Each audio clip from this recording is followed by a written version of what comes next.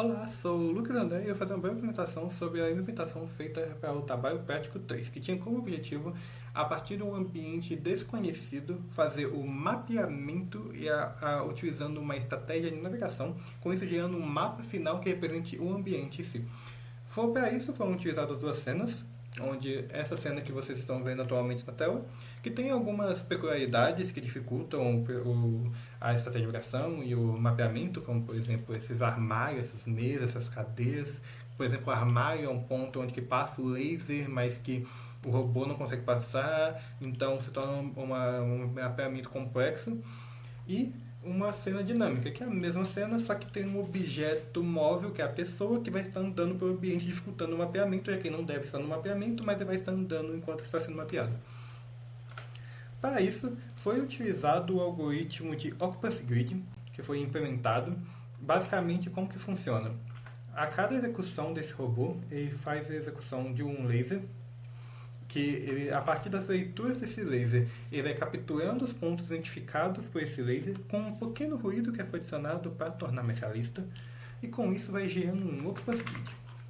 O Octopus Grid ele tem esse formato onde as células brancas são consideradas células livres, as células pretas são células de obstáculo e as células cinzas são células desconhecidas. Com isso, o robô vai fazendo uma estratégia, vai recalculando esse ambiente totalmente, repetitivamente a cada loop da execução, para assim no final gerar um mapa total do ambiente. Mas para isso foi criado uma estratégia de navegação, que a escolha por mim foi uma estratégia de navegação baseada na escolha de fronteiras.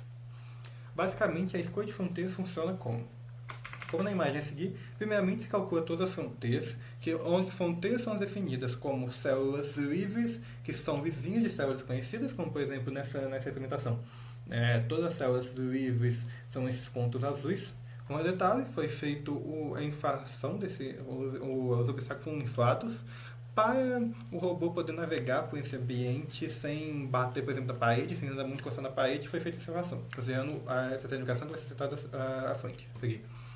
Então, voltando, a partir dessas fronteiras, foi utilizado o DBScan para fazer um agrupamento dessas fronteiras, como por exemplo, e para calcular o centroide dessas fronteiras, onde os centroides são esses quadrados verdes na representação.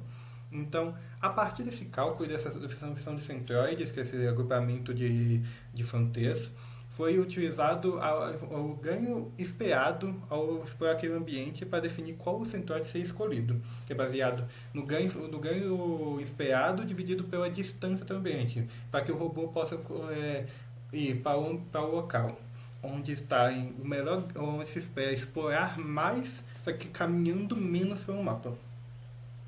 Então, por exemplo, nessa escolha foi definido o centroide escolhido como esse onde está a estrela, que é a próxima e que também tinha muitas fronteiras ao redor.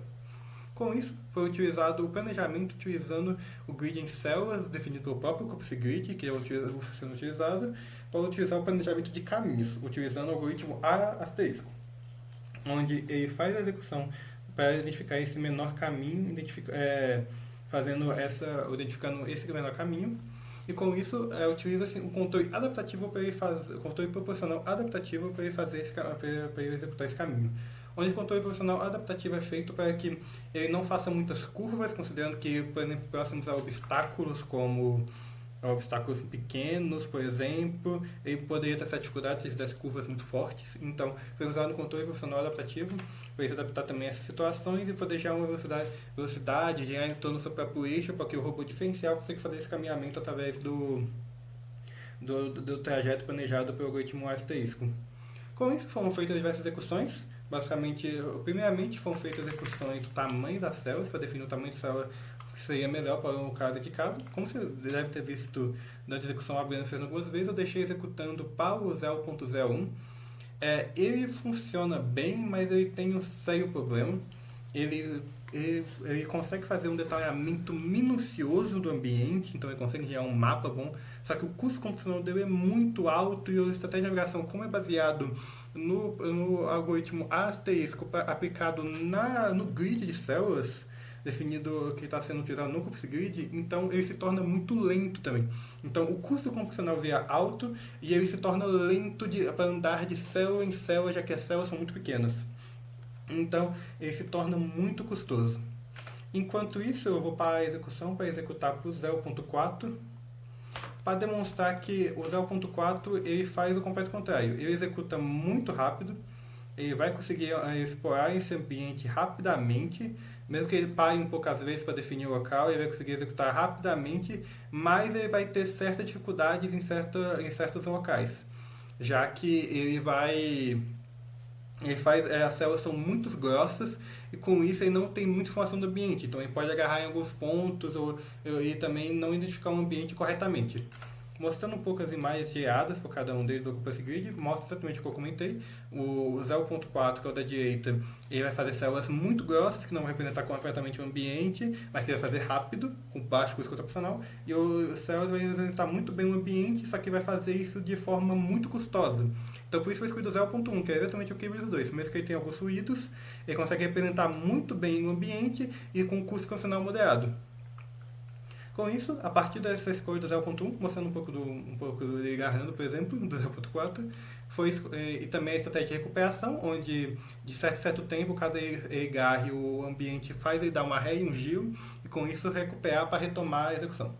Então, portanto, foi feito, a partir da célula 0.1, foram feitas execuções, quatro execuções nos ambientes, tanto duas por estático, duas por dinâmico, em diferentes posições, para comprovar o funcionamento correto do algoritmo. Então, eu vou parar também a execução novamente para mostrar um pouco da execução do 0.1. 0.4 e agora um pouco do 0.1.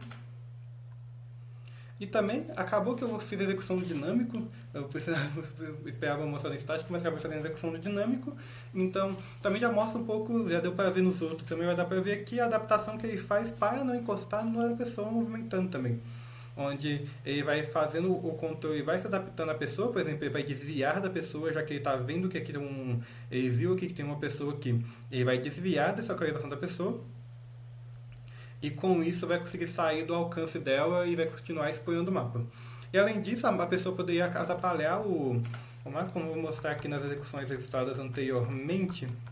A pessoa é registrada pelo laser, poderia atrapalhar a geração do Corpus Grid, mas fazendo o caminhamento, vamos ver esses ruídos, mas ele consegue fazer o Corpus Grid corretamente, conseguindo moldar todo o ambiente e modelar ele mesmo nesse mapa, independente da posição, por exemplo. Aqui em outras execuções, por exemplo, nas execuções do próprio dinâmico, quando ele começa do lado do robô, ele consegue fazer a execução corretamente, e também para execução estática. Enfim, a apresentação é essa, espero que tenham gostado, ele está movimentando ainda, a gente ficou de novo e deu a volta.